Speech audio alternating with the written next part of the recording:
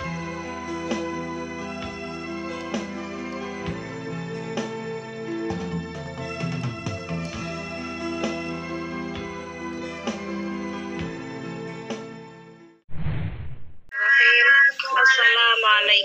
warahmatullahi wabarakatuh. Waalaikumsalam warahmatullahi wabarakatuh. Tibalah acara selanjutnya, yaitu pengkajian kitab Al-Hikam yang akan disampaikan oleh Syekh Dr. Kiai Haji Aba Abrol Al-Muqaddam. Namun sebelum beliau menyampaikan isi kitab Al-Hikam, marilah terlebih dahulu kita bersolawat pada Nabi Muhammad SAW. Sallu ala Nabi Muhammad. Allahumma sholli wa sallim wa barik alaihi. Ya Nabi,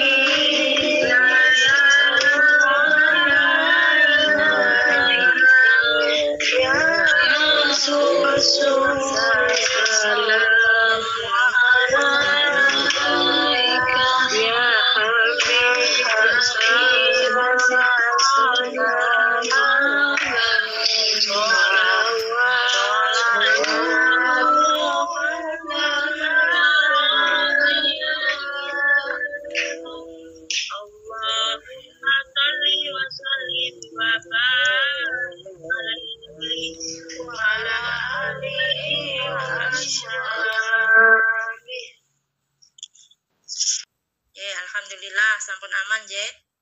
Kepada Syekh Dr. Kiai Haji Aba Abrol Al-Muqaddam, dengan hormat kesempatan saya persilahkan.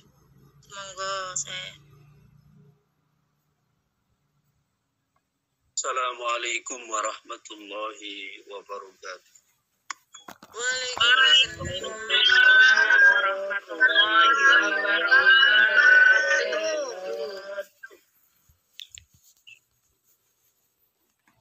Alhamdulillah,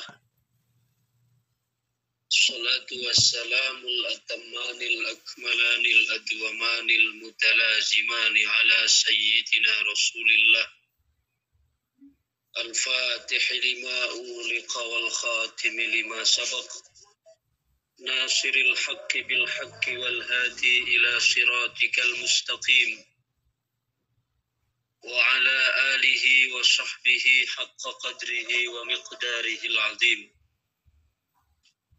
Allahumma inna qad kharajna min hawlina wa quwwatina ila hawlika wa quwwatik wa min ta'ati ila ta'atik wa a'udzu bika an aqula zura aw fujura aw akuna bika maghrura. Subhanaka la ilma lana illa ma 'allamtana innaka antal alimul hakim. Subhanaka la fahma lana illa ma fahamtana innaka antal jawadul karim. Rabbana iftah bainana wa baina qaumina bil haqqi wa anta khairul fatih. Thumma amma ba'du. Alhamdulillah, kita bersyukur kepada Allah Subhanahu wa ta'ala. Pada pagi yang cerah ini kita bersama-sama masih diberikan kesehatan dan kesempatan sehingga kita masih terus dapat untuk selalu menunaikan tugas-tugas kita sebagai hamba Allah, sebagai khalifatullah, sebagai ahibbaullah, terutama dalam momentum pembukaan tahun baru Hijriah 1445 yang hari ini kita kembali membuka lembaran baru di tahun baru. Mudah-mudahan semakin menambah semangat kita untuk terus meningkat menjadi hamba Allah, menjadi khalifatullah dan menjadi ahibba Allah. Bismillahirrahmanirrahim. Kita lanjutkan pembahasan kitab Al-Hikam. Pada pertemuan minggu yang lalu kita telah membahas hikam yang ke 140 abahalaka an tanzura ma fil mukawwanat wa ma adhina laka an taqifa ma'a dhawatil mukawwanat qul inzuru madza fis samawat fatahalaka babal ilham wa lam yakul unzurus samawat li'alla yadullaka ala wujudil ajram. Kita ulangi sedikit hikam 140 ini sebelum kita melangkah pada hikam yang ke-141. Kata Ibnu Athaillah pada hikam yang ke-140, abahalaka an tanzura ma fil mukawwanat. Allah membolehkan kepadamu untuk melihat apa yang ada di dalam alam semesta ini. Kita diperbolehkan oleh Allah untuk menyaksikan, untuk memperhatikan alam semesta ini. Karena alam semesta ini merupakan hasil kreasi dari Allah Subhanahu wa Ta'ala. Artinya, adanya akwan, adanya alam, menunjukkan kepada adanya mukawwin.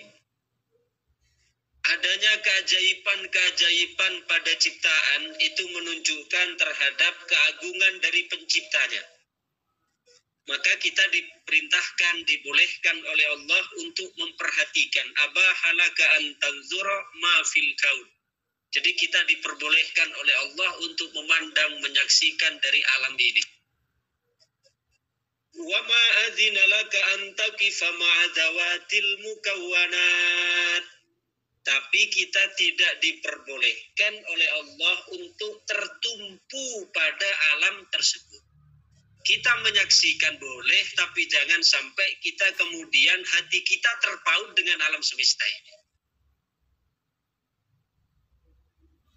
Alam semesta Allah ciptakan untuk kita, sedangkan kita diciptakan untuk Allah.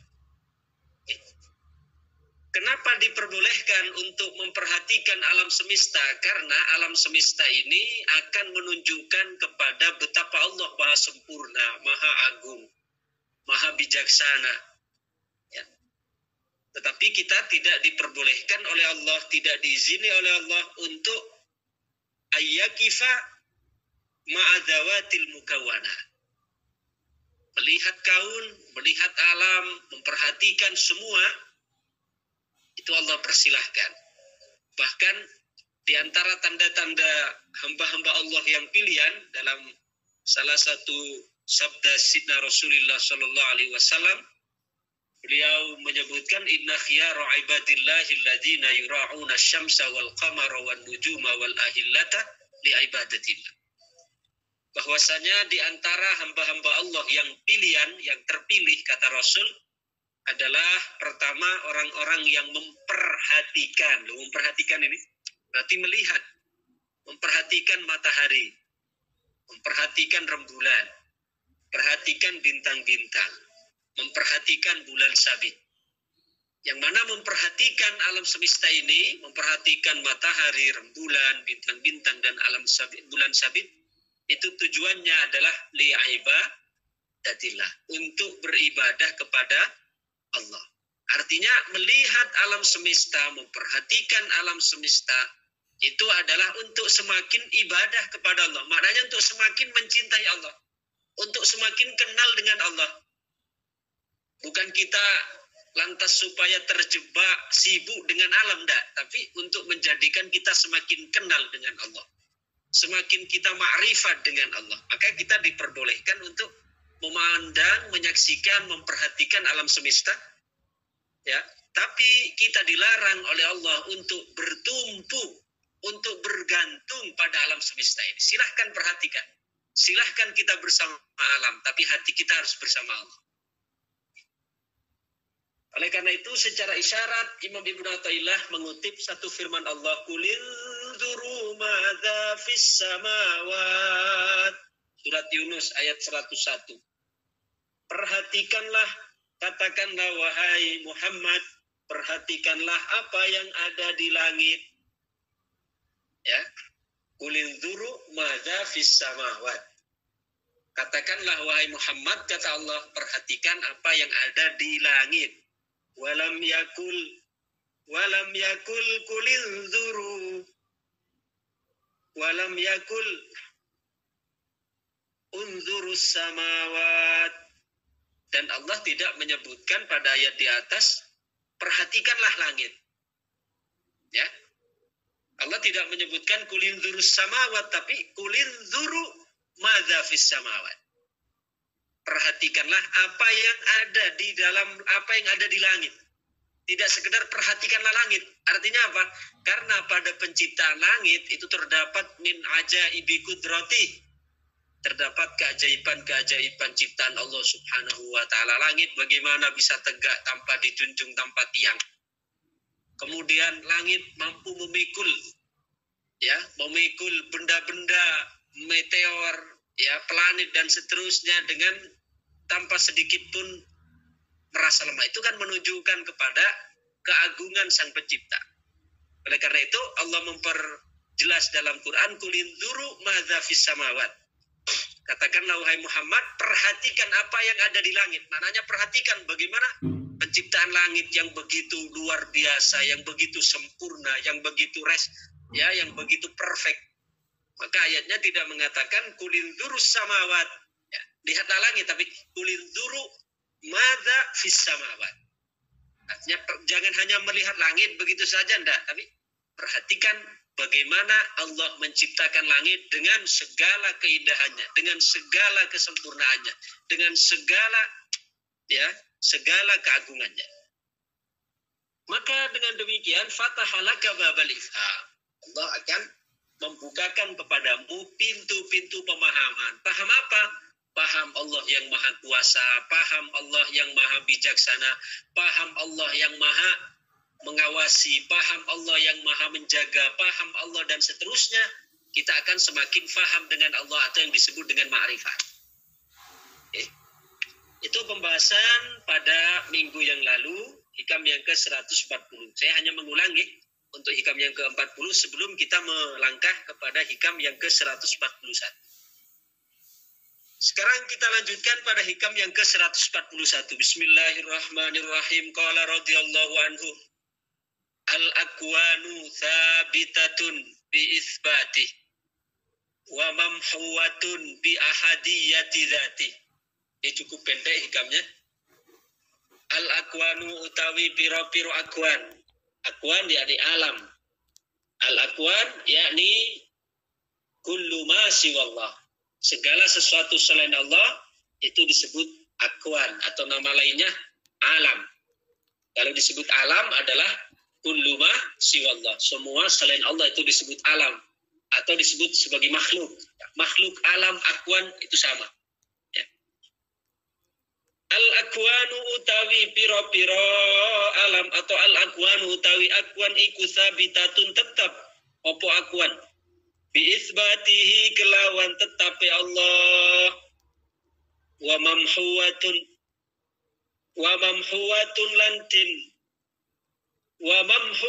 lantin hapus atau wa mamhuwatun lansirno bi ahadiyati dzatihi kelawan ahadiyah dzati Allah bi ahadiyati dzatihi kelawan ahadiyah dzati Allah. Alam semesta ini tetap atau tegak dengan tegaknya Allah. Ya, artinya alam semesta ini tidak berdiri secara independen. Tapi alam semesta ini tegaknya adalah dengan Allah. Maka Allah Subhanahu wa taala di antara sifatnya adalah qiyamuhu binafsihi. Allah itu berdiri sendiri. Sedangkan kita makhluk ini sifatnya qiyamuhu bighairihi. Ya, keberadaan kita, tetapnya kita adalah bergantung dengan yang lain, yakni bergantung dengan Allah. Ya, yang mana bergantung dengan Allah itu mazharnya banyak. Kita butuh makan, kita butuh minum, kita butuh tempat tinggal, kita butuh pakaian, kita butuh teman hidup, kita butuh orang lain. Loh, coba, yang mana hakikatnya perlunya kita kepada orang lain, kepada makan, kepada minum, kepada ya, kepada teman hidup, kepada mitra, kepada semuanya, itu sebenarnya menunjukkan kepada kebutuhan kita pada Allah Subhanahu wa taala. Cuma mirisnya kita kadang ya sangat menampakkan butuh terhadap orang lain, terhadap nafas, terhadap makan, tapi kita seolah-olah tidak butuh dengan Allah Subhanahu wa taala. Ya. Padahal butuhnya kita dengan Allah itu melebihi butuhnya kita terhadap oksigen. Coba oksigen yang kita hirup itu, udara yang keluar masuk kita hirup, yang menjadikan kita hidup. Ya. Kalau 1 menit saja kita tidak menghirup itu, maka kita akan mati. Ya. Demikian juga sebenarnya butuhnya kita dengan Allah itu melebihi butuhnya kita terhadap oksigen, terhadap makan, terhadap minum. Kenapa? Karena oksigen yang menundukkan siapa? Allah.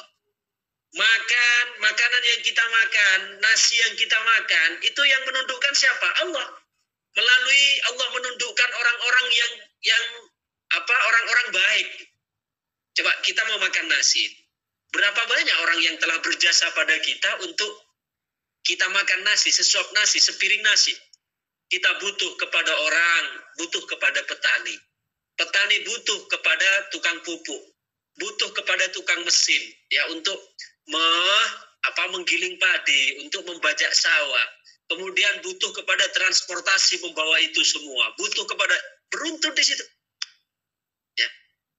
Artinya itu semua yang menundukkan adalah Allah. Ya, yang menundukkan adalah Allah. Maka kenapa dalam doa makan, ya, doa ketika kita hendak makan itu menggunakan Allahumma barik lana. Ya, menggunakan Allahumma barik lana. Ya, walaupun kita makan sendirian, kita tetap menggunakan Allahumma barik lana. Tidak menggunakan Allahumma barik li. Padahal dalam bahasa Arab, ya, dalam nahwu yang namanya ya itu adalah mutakallim ma'al ghair. Allahumma barik lana. Ya, artinya menunjukkan bahwa di situ melibatkan orang lain gitu. Allahumma barik lana, mutakallim ma'al ghair.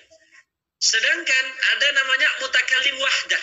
Kalau mutakallim wahdah itu hanya seorang, ni atau li. Seperti dalam kita ketika duduk di antara dua sujud, Rabbighfir li warhamni wajburni warfa'ni warzuqni wa'afini wa'fu anni. Nah, itu mutakallim wahdah itu. Ya. Hanya menunjukkan kepada si pengucap saja. Hanya melibatkan orang yang berbicara saja. Rabbighfir li, ya Allah ampunilah hamba, ampunilah aku. Warhamni, kasihanilah aku, ya kan? Artinya hanya melibatkan si pembicara saja. Itu namanya mutakallim wahdah. Kemudian ada mutakallim ma'al ghair yang melibatkan orang kedua. Ya, yang melibatkan orang lain maksudnya.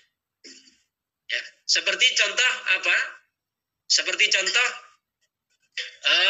ya doa makan itu. Allahumma barik lana.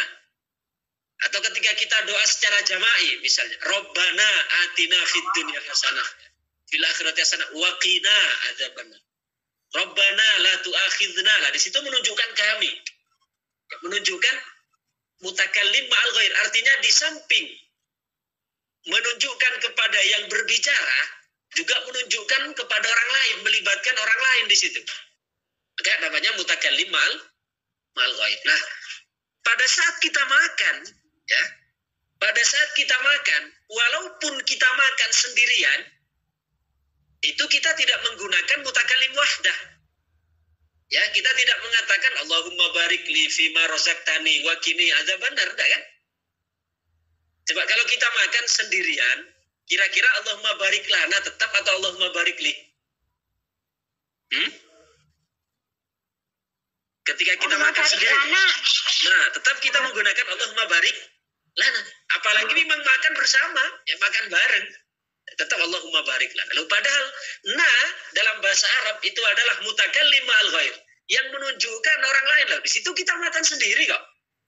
Ketika kita makan seorangan, ya, Kenapa kok masih tetap menggunakan Allahumma barik lana, kok tidak berubah Allahumma barikli? Padahal lana itu menunjukkan kami, banyak berarti melibatkan orang lain. Di situ kita makan sendiri. Nah, itu secara tersirat menunjukkan bahwa Allah Subhanahu wa Ta'ala memberikan penghargaan kepada semua orang yang telah berjasa memberi makan kepada kita. Coba asbabnya kita bisa makan.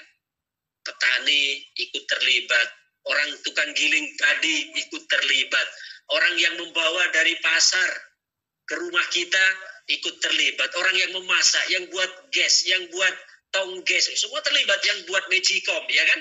Kemudian yang ahli listrik, kemudian kalau misalnya dari perjalanan jauh masih naik kapal, yang tukang kapal, kemudian butuh kepada nahkoda, coba banyak orang di situ yang terlibat.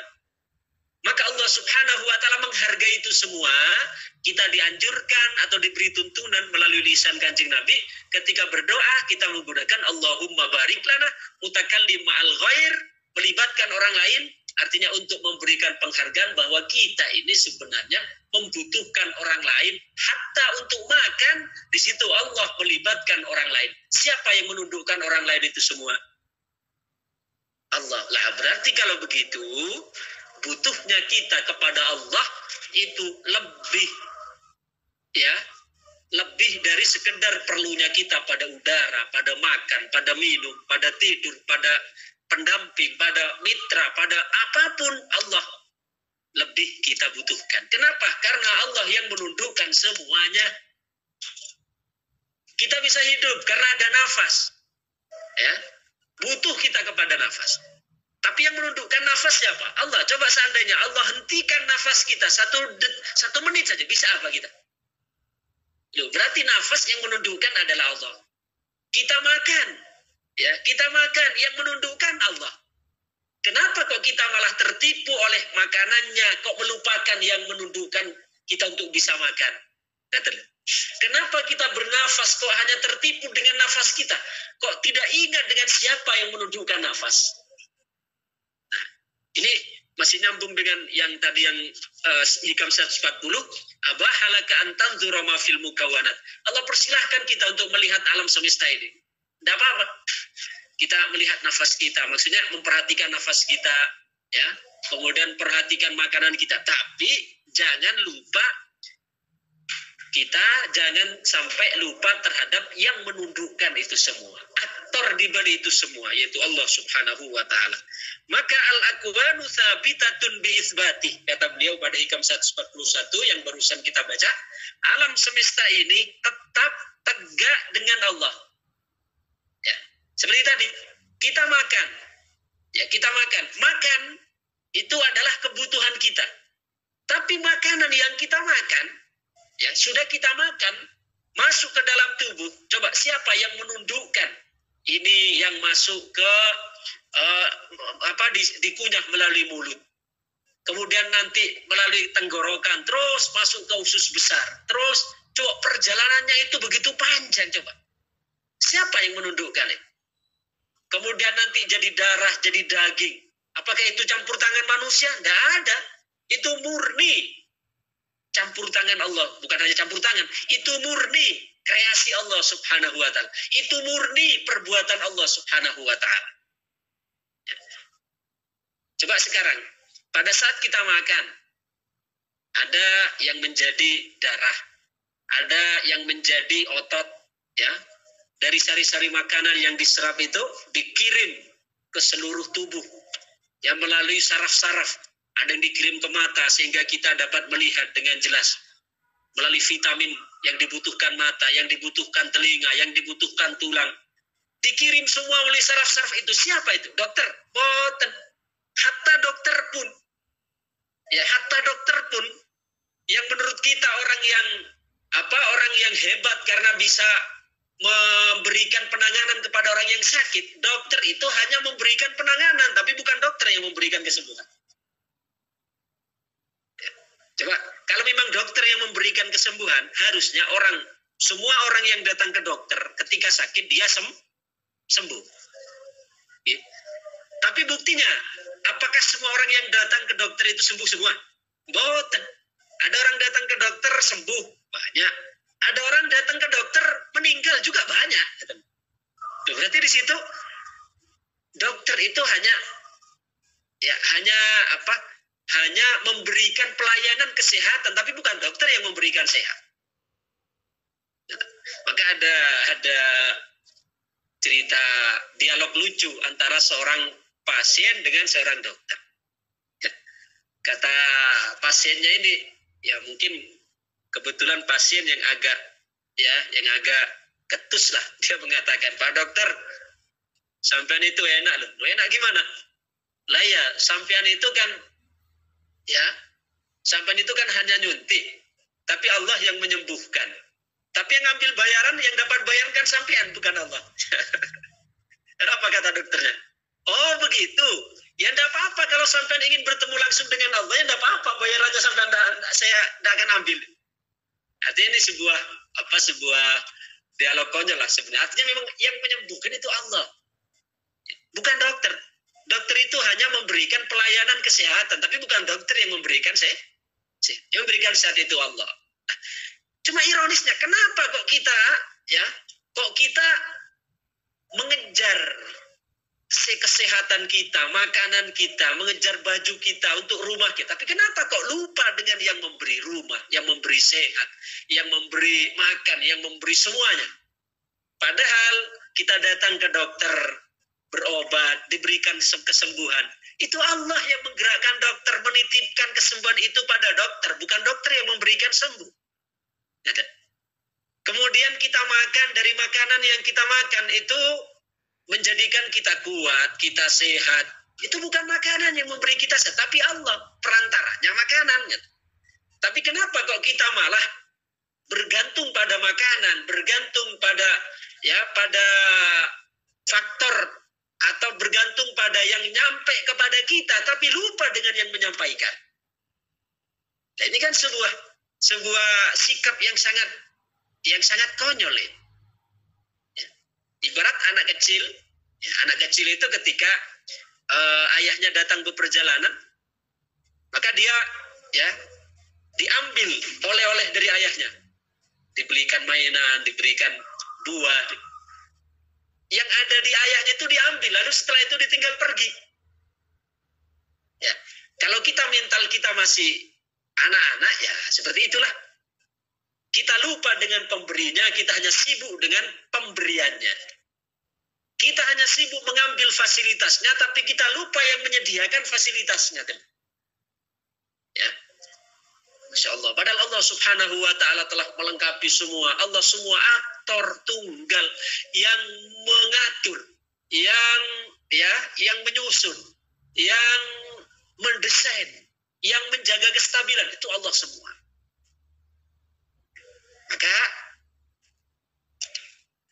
hikam yang ke-141 ini, ya, al-akwan thabitatun bi'ithbati.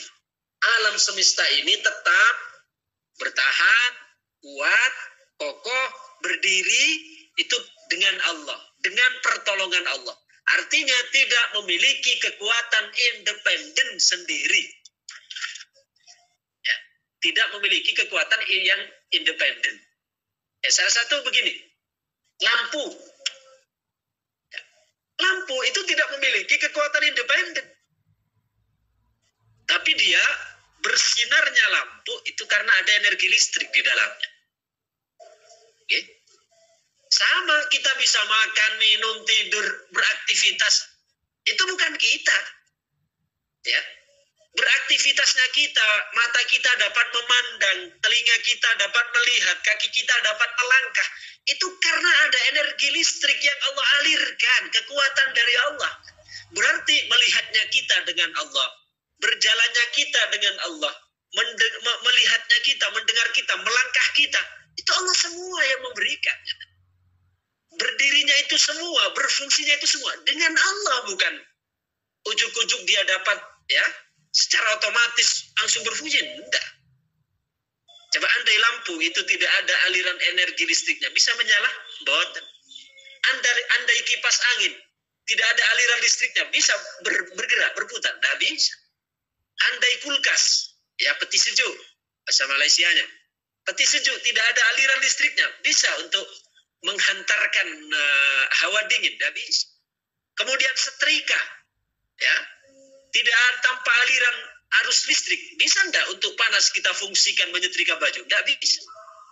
Nah, berarti yang menjadi penggerak di balik bergeraknya kipas, kemudian panasnya setrika, dinginnya kulkas, ya, itu adalah energi listrik. Berarti bergeraknya kipas tidak independen, bergeraknya ya panasnya setrika tidak independen, kemudian dinginnya kulkas tidak independen. Sama dengan makhluk ini. Ya. Makhluk ini tidak independen. Bergeraknya pohon, condong ke barat, ke timur, itu tidak independen. Ada yang menggerakkan. Siapa? Allah. Kita bisa berbicara, itu tidak independen. Ada yang menggerakkan. Siapa? Allah. Artinya, al-akwan sabitatun bi'ithbati. Alam semesta ini tetap, artinya berdiri, tegak, itu dengan Allah. Ya, dengan Allah. Wa mamhuwatun bi ahadiyati dzati. Dan terhapus sirna alam ini dengan keesaan zatnya, dengan ketunggalan zatnya. Artinya Allah Subhanahu wa ta'ala itu tunggal. Sehingga ketika dihadapkan kepada ketunggalan Allah, ya, ketika dihadapkan kepada ketunggalan zat, maka alam ini semua terhapus, hilang, dalam arti tidak memiliki wujud. Contoh begini, ya, di hadapan, contohnya begini, ketika siang hari, ketika malam hari kita menyaksikan ke langit, itu banyak sekali ada bintang, ada rembulan, ada planet-planet, Venus dan seterusnya, ya. Banyak sekali. Bahkan bintang-bintang pun itu bermacam-macam. Ada yang bersinar terang, ada yang bersinar sedikit redup, ada yang bersinar redup, ada yang sangat redup, ya. Macam-macam. Ada bulan mulai dari sabit, kemudian ya, mulai bulan ya sabit terus sampai purnama, sampai nanti hilang lagi. Ya. Itu ketika malam hari kita menyaksikan di angkasa itu begitu banyak sekali. Yang bintang kelihatan, yang bulan kelihatan, yang Venus kelihatan, yang planet kelihatan.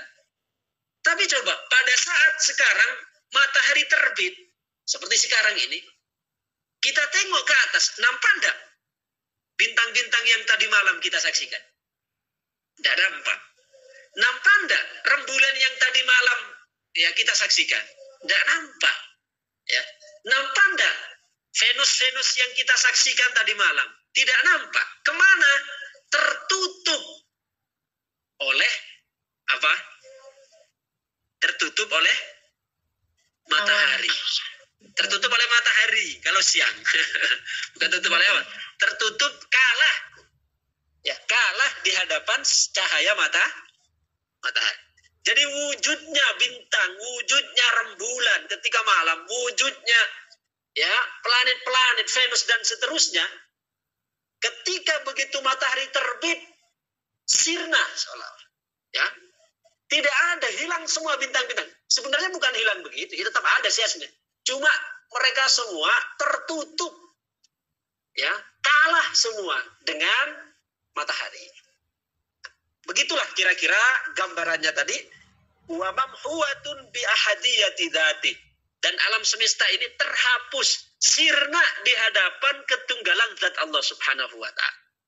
Artinya seperti tadi, ya, bergeraknya kipas itu kan karena listrik, bercahayanya lampu karena aliran listrik, kemudian panasnya setrika karena listrik, dinginnya kulkas karena listrik. Maka kipas, lampu, kulkas, setrika itu di hadapan listrik, di hadapan listriknya, maka semua itu tidak ada. Tidak ada dalam arti dia tidak memiliki kekuatan apapun, tidak berdaya apapun di hadapan, karena sumbernya itu dari listrik. Ya. Berarti sangat mereka sangat butuh sekali dengan listrik sehingga dapat berfungsi. Coba seorang budak, ketika di hadapan majikannya, kan dia tidak ada dia kan. Nggak ada bukan berarti dia hilang, bukan. Artinya apa yang menjadi kehendaknya, dia berada di dalam kekuasaan dari siapa? Dari majikannya. Sama seorang rakyat misalnya, di hadapan rajanya. Coba ketika ada rakyat dipanggil ke istana. Maka ketika ada di hadapan raja, dipanggil menghadap raja, dia merasa kecil sekali, merasa rendah, merasa hina, merasa dirinya bukan apa-apa dan bukan siapa-siapa. Kenapa? Karena sirna di hadapan raja. Awas jangan salah paham kita. Bukan berarti sirna di situ. Kan kadang di sini fana dalam zat Allah berarti maknanya bersatu dengan zat. Bukan. Ya. Ibaratnya tadi gini, ketika dipanggil di hadapan raja, coba kita dipanggil oleh presiden misalnya di istana di Senayan, kita dipanggil khusus oleh presiden, dihadapkan di hadapan beliau. Coba kita kan merasa kecil kan? Kita merasa tidak ada dalam arti siapa saya? Saya bukan apa-apa, saya bukan siapa-siapa. Kok dipanggil? Ngerti? Sehingga dirinya merasa tidak ada keinginan dirinya, kebesaran dirinya hilang semua, tenggelam di dalam kebesaran presiden. Nah, sama seperti itu juga. Alam semesta ini, lampu yang kelihatan bersinar terang, kipas yang kelihatan bergerak mengeluarkan angin, kemudian setrika yang mengeluarkan hawa panas, itu semua di hadapan listrik, tidak ada apa-apanya. Nyata. Merasa rendah semua, ibaratnya begitu, merasa rendah semua, merasa bukan apa-apa dan bukan siapa-siapa. Karena dia, listrik itu adalah sebagai sumber cahaya yang menjadikan kipas bergerak, menjadikan setrika panas, menjadikan kulkas dingin dan seterusnya. Nah, kita juga begitu. Alam semesta juga begitu. Matahari yang bersinar, bulan yang bersinar, air laut ya, gelombang yang berdebur, kemudian suara-suara seluruhnya, makhluk-makhluk gunung-gunung yang menjulang tinggi. Di hadapan Allah, di hadapan wujud Allah, maka semua tidak ada. Sirna semua. Kenapa? Karena Allah adalah wajibul wujud. Sedangkan makhluk ini semua adalah mamdudatun min wujudi. Makhluk ini adalah merupakan wujud yang diambil dari wujud Allah. Artinya Allah memberikan wujud pada makhluk sehingga dia wujud. Sedangkan wujud Allah tidak. Wujud Allah tidak bergantung dengan wujud apapun. Karena wujud Allah adalah wajibul wujud. Sedangkan kalau kita mungkinul wujud. Kita garis bawahi al-akwanu tsabitatun bi isbati. Alam semesta ini tetap kokoh, tegak dengan ketetapan Allah. Artinya tetapnya dengan Allah, bergantung pada Allah. Ya seperti halnya bergantungnya apa tadi? Bergantungnya lampu dengan listrik. Bergantungnya setrika dengan listrik. Bergantungnya kulkas dengan listrik. Nah, tidak bisa independen. Alam semesta juga begitu, tidak bisa independen. Matahari tidak bersinar sendiri, rembulan tidak bersinar sendiri. Kemudian pasang surutnya air laut tidak bergerak sendiri, ada yang menggerakkan. Maka al-aqwan tsabitatun bi isbati. Alam semesta ini tetap dengan Allah Subhanahu wa taala. Allah yang menetapkan, Allah yang menggerakkan, Allah yang mengatur. Wa mamhuwatun bi ahadiyati dzati, dan terhapus sirna di hadapan ketunggalan zatnya. Artinya karena Allah sebagai yang mengatur, Allah yang menjadi masdarul wujud, Allah yang memiliki sifat wajibul wujud, yang wajibnya, yang adanya itu wajib, yang wajibul wujud, maka semua makhluk ini mamdudatun min wujudih. Semua makhluk ini mendapatkan wujud dari Allah, artinya Allah yang mewujudkan. Kemudian maka di hadapan wujud Allah Subhanahu wa ta'ala alam semesta ini tidak ada. Seperti halnya ketika kita dihadapkan kepada presiden yang selalu memberi kita bantuan, bisa baik dengan kita, ya, mengatur kehidupan kita, menanggung segala kebutuhan hidup kita. Tiba-tiba memanggil kita ke istana. Maka kata kita di hadapan presiden, di hadapan raja tersebut yang menanggung kita semuanya, kita bukan siapa-siapa, bukan apa-apa. Tidak ada diri kita ini. Itu maknanya gambarannya di hadapan wujud Allah, maka semuanya terhapus dalam arti tidak memiliki wujud yang hakiki karena wujudnya itu diwujudkan oleh Allah Subhanahu wa ta'ala. Demikian kajian kita hari ini. Mudah-mudahan menjadi tambahan ilmu yang manfaat, menjadi motivasi bagi kita sebagai umat muslim, umat yang beriman di tahun baru ini untuk terus memperbaiki keimanan kita, kemudian memperbaiki perbuatan kita, memperbaiki hati kita, memperbaiki rohani kita, sehingga kita terus tambah baik,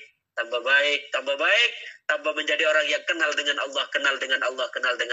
Jadi orang kalau kenal Allah seperti ini yang dijelaskan oleh Hikam, kehidupannya itu selalu tenang, ya, selalu damai. Damai bukan berarti tidak ada masalah hidup, loh, gitu. Damai itu bukan berarti tidak ada masalah hidup, ada masalah tetap berjalan, gitu. Karena namanya hidup dunia tidak akan pernah lepas dari problem hidup, pasti ada. Ya, karena dunia ini dihamparkan oleh Allah ibarat lautan, gitu. Kita yang lewat di dunia ini ya pasti basah, katanya. Menyeberangi lautan, menyeberangi sungai tanpa apapun, ya tetap basah, tetap artinya harus kita lewati. Tapi orang-orang yang kenal dengan Allah, mereka tidak terusik. Tidak terusik dengan peristiwa dan kejadian yang ada di luar. Semua semakin mengenalkan kepada Allah, semakin menjadikan kenal dengan Allah, semakin menjadikan paham tentang Allah. Jadi hidupnya selalu damai. Jadi damai ini, sekali lagi saya tegaskan, bukan berarti tanpa masalah, boten. Karena rasa damai itu melampaui senang dan susah, melampaui suka dan duka. Artinya melampaui itu semua. Masalah mungkin ya masih tetap terjadi dalam kehidupannya, cuma dia selalu bergantung pada Allah, selalu terhubung dengan Allah, sehingga kehidupannya itu selalu by time, by moment, selalu diberikan penyelesaian yang sempurna oleh Allah, selalu diberikan hati yang jembar oleh Allah. Karena dengan hati yang jembar, masalah sebesar apapun terasa kecil. Tapi dengan hati yang sempit karena tidak kenal Allah, maka jangankan perkara besar, perkara kecil menjadi besar. Contohnya apa? Contohnya contohnya anjing dengan tikus. Anjing dengan tikus, besaran mana? Besaran anjing. Besaran anjing. Suatu hari kita bertemu anjing, tapi di lapangan. Anjing kan besar, tapi kita bertemu di lapangan yang ruangannya besar, kan? Bukan ruangan di ruangan bebas, di alam bebas, ya, besar. Dengan tikus kecil, tapi kita ketemu di kamar mandinya terkunci dari luar. Ayo kira-kira lebih besar mana perasaan kita? Anjing dengan tikus? Tikus. Loh, coba. Ya. Yang satu ketemu anjing tapi di halaman, di lapangan sepak bola. Yang satu ketemu tikus di kamar mandinya terkunci dari luar. Ayo, seolah-olah terasa besaran anjing atau besaran tikus? Terasa besaran tikus. Terasanya. Kenapa? Karena tempatnya sempit. Terkunci lagi. Kita tidak bisa kemana-mana itu. Pas ada di kamar mandi, kita tiba-tiba ada tikus keluar dari mana? Misalnya dari tempat wadah sabun itu. Pas kita melompat mau keluar, wah, pintunya kekunci dari luar. Ya, coba. Tikusnya kecil, tapi bagi kita itu terasa sempit sekali kamar mandi, terasa sesak. Kenapa? Tempatnya yang sempit. Yang pertama tadi ada anjing, tapi kita ketemu di lapangan, santai saja. Kenapa? Karena ruangannya luas, ruangannya, alamnya bebas, luas. Tapi yang satu ketemu tikus di kamar mandi, tikusnya kecil memang. Ya, tikusnya kecil, tapi terasa lebih besar dari gajah tikus itu. Kenapa? Karena kita mau keluar, pintunya terkunci, tidak bisa. Maka terasa sempit sekali. Terasa besar sekali tikus itu. Kenapa? Ruangannya yang sangat sempit. Itulah ibaratnya. Kita kalau kenal Allah, hatinya lapang, maka sebesar apapun permasalahan, itu terasa gampang, terasa mudah. Tapi sebaliknya kita kalau hati sempit, ibarat tadi di kamar mandi, hanya ketemu tikus loh, tikus kecil. Ya. Tapi karena ketemu di kamar mandinya sempit, Masya Allah, kita menjadi, ya, tikus yang kecil itu terasa lebih besar dari gajah. Kenapa? Kita tidak bisa keluar di kamar mandi gara-gara kamar mandinya terkunci dari luar. Ya, terkunci dari luar. Tikus yang kecil terasa gede, karena ketemu di kamar mandi yang kecil. dan anjing yang besar terasa kecil. Kenapa? Karena kita ketemu di lapangan yang luas. Itu ibaratnya. Kalau kita miliki hati yang lapang, sebesar apapun masalah, tetap terasa kecil. Kenapa? Hati kita lebih luas, hati kita lebih lapang. Tapi sebaliknya, kalau hati kita sempit, jangankan kita kemasukan masalah besar, tidak akan bisa menampung. Kemasukan masalah kecil saja terasa sempit, terasa sesak. Maka teruslah kita mengkaji ini, ya, mengkaji apa yang menjadi hikmah-hikmah, yang menjadi petua-petua dari para arifina billah, orang-orang yang dengan bukan hanya dengan ucapannya, tapi dengan akhlaknya, dengan ahwalnya, ya, memberikan contoh kita kepada Allah Subhanahu wa Ta'ala. Maka kita akan dipenuhi hati kita dengan anwar, dengan cahaya, sehingga kita menjadi hati bertambah lapang, bertambah jembar, ya, sehingga kita menerima apapun dari kehidupan ini akan terasa mudah, akan terasa luas, karena hati kita yang luas, sehingga penerimaannya pun juga dengan menggunakan sudut pandang yang tidak umum, menggunakan sudut pandang yang selalu berbaik sangka kepada Allah Subhanahu wa Ta'ala. Demikian kajian kita dalam kesempatan hari ini, mudah-mudahan menjadi tambahan ilmu yang manfaat, barokah, maslahat fid dini wa dunya wal akhirah. Amin amin ya rabbal alamin. Allahumma fa'na bima 'allamtana wa 'allimna ma yanfa'una wa zidna ilma. Allahumma kahhil ayunana bin nazrati ila tal'atil bahiyah li sayyidil alamin wa khairil bariyah warzuqna ru'yatahu yaqtatan wa manaman halan wa ma'alan ya rabbal alamin. Allahumma jalna mimman tafa'ala bi khairika fa akramtah wa tawakkal 'alaika fa kafaitah wa laja'a ilaika fa a'taitah واستغاث بك فأغثته. اللهم اجعلنا من أهل النفوس الطيبة والقلوب المنيرة والوجوه المستبشرة برحمتك يا أرحم الراحمين. اللهم ارزقنا حسن الختام وزيارة نبيك عليه أفضل الصلاة وأتم السلام. ربنا آتنا في الدنيا حسنة وفي الآخرة حسنة وقنا عذاب النار. صلى الله على سيدنا محمد وعلى آله وصحبه وبارك وسلم والحمد لله رب العالمين. الفاتحة. Bismillahirrahmanirrahim. Alhamdulillahirabbil alamin arrahmanirrahim maliki yaumiddin. Iyyaka na'budu wa iyyaka nasta'in. Ihdinas siratal mustaqim. Ghairil maghdubi 'alaihim waladdallin.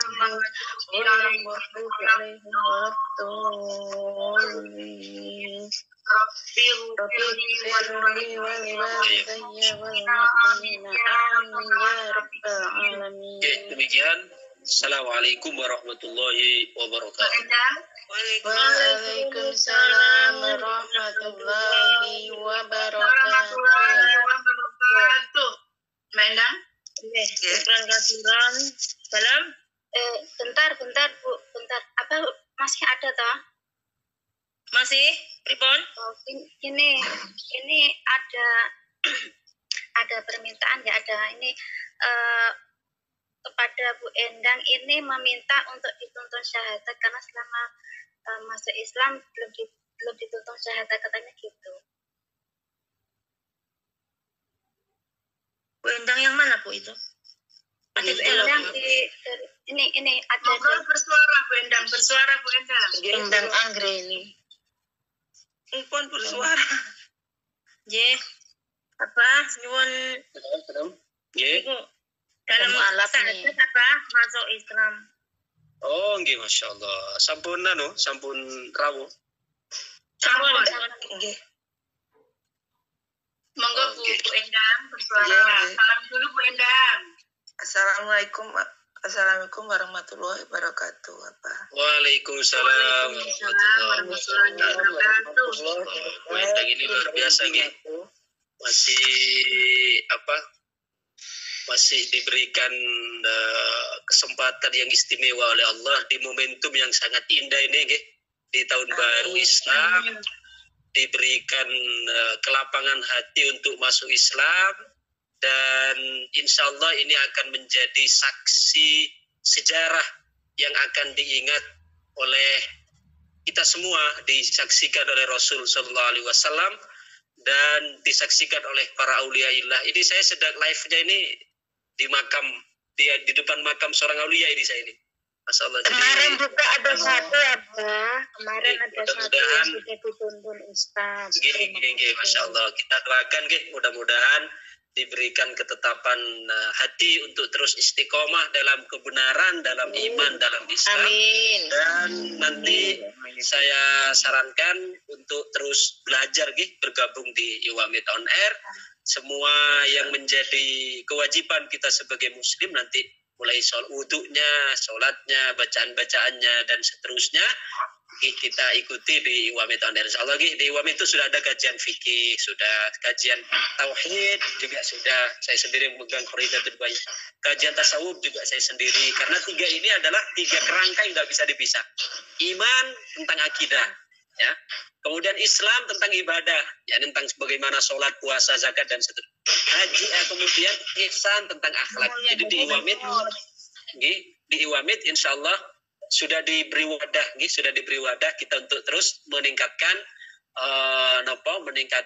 memberikan bimbingan kepada kita semua untuk terus meningkatkan ibadah kita baik secara zahir maupun secara batin.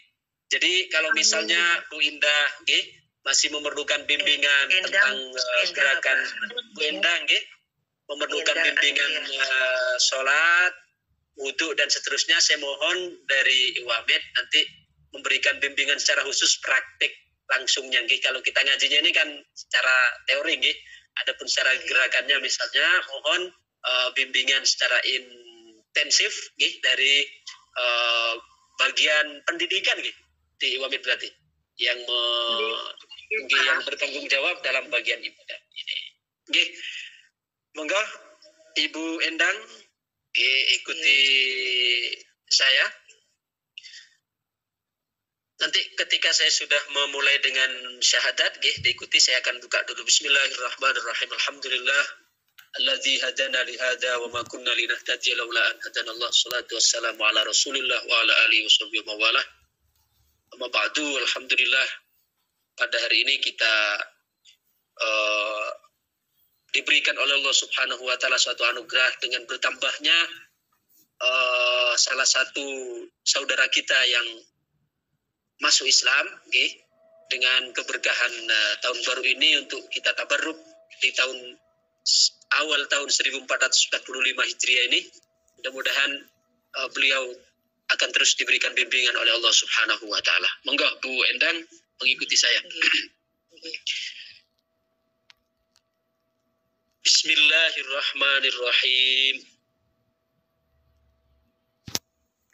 Bismillahirrahmanirrahim. Asyhadu an la ilaha illallah. Asyhadu an la ilaha illallah. Wa asyhadu anna Muhammadar Rasulullah. Wa asyhadu anna Muhammadar Rasulullah.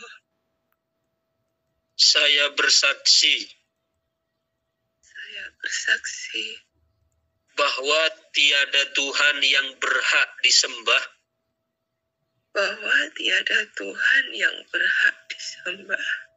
kecuali Allah. Dan kami bersaksi bahwa Nabi Muhammad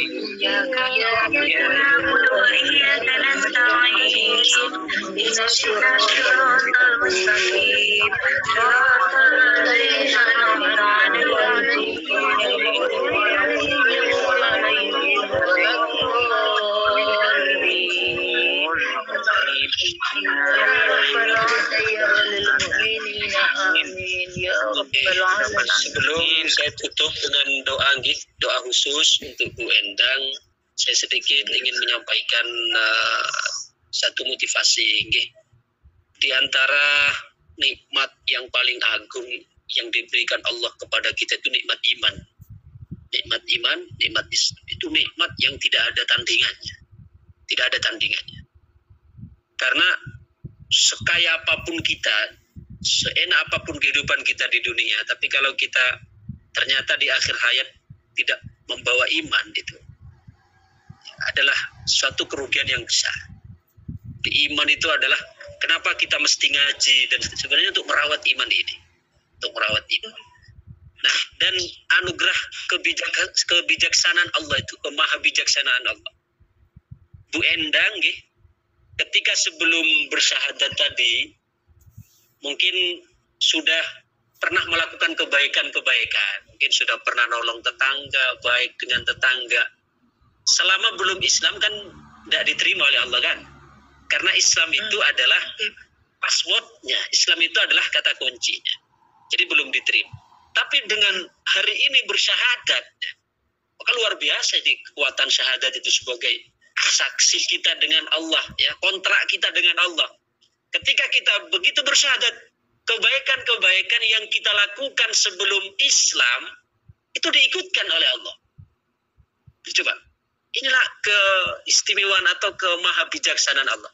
Jadi Bu Endang misalnya yang sebelum Islam sudah pernah bantu tetangga yang kesulitan, ya, pernah menolong orang. Itu kan sebelum Islam kan tidak ada nilainya kan, di mata Allah maksudnya. Tapi ketika hari ini bersyahadat, maka yang pernah menolong orang, kebaikan yang pernah dilakukan itu dikatutkan semua oleh Allah, diikutkan, dicatat.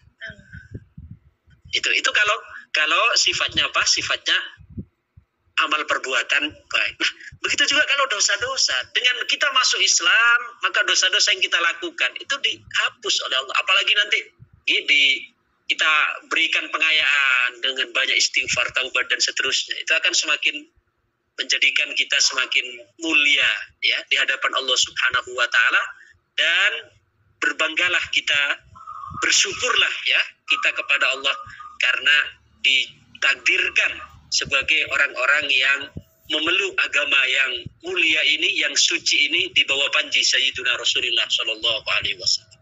Moga kita bersama-sama berdoa, Allahumma sholli wa sallim wa barik ala sayyidina Muhammad wa ala alihi wa sahbihi barik wa sallim ajma'in.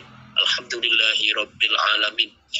Allahumma ya Allah, inna nas'aluka minan ni'mati tamamaha wa minar rahmati wa minal afiyati usulah.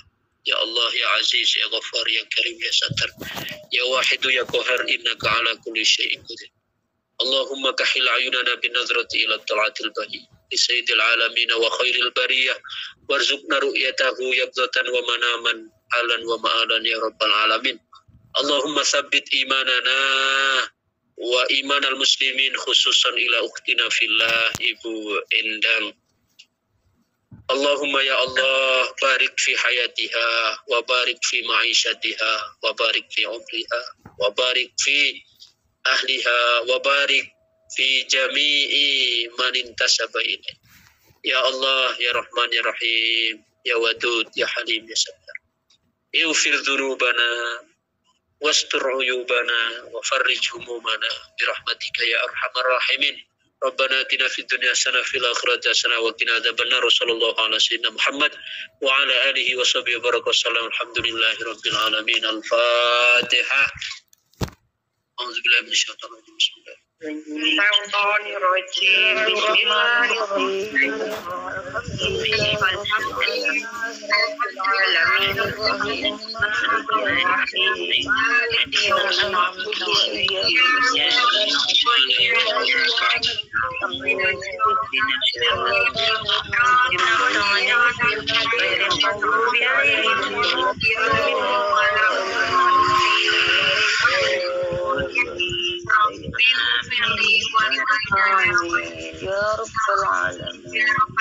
Mudah-mudahan diberikan keberkahan semua oleh Allah dan diberikan ketetapan iman hingga akhir hayat. Amin. Demikian. Assalamualaikum warahmatullahi wabarakatuh. Waalaikumsalam warahmatullahi wabarakatuh.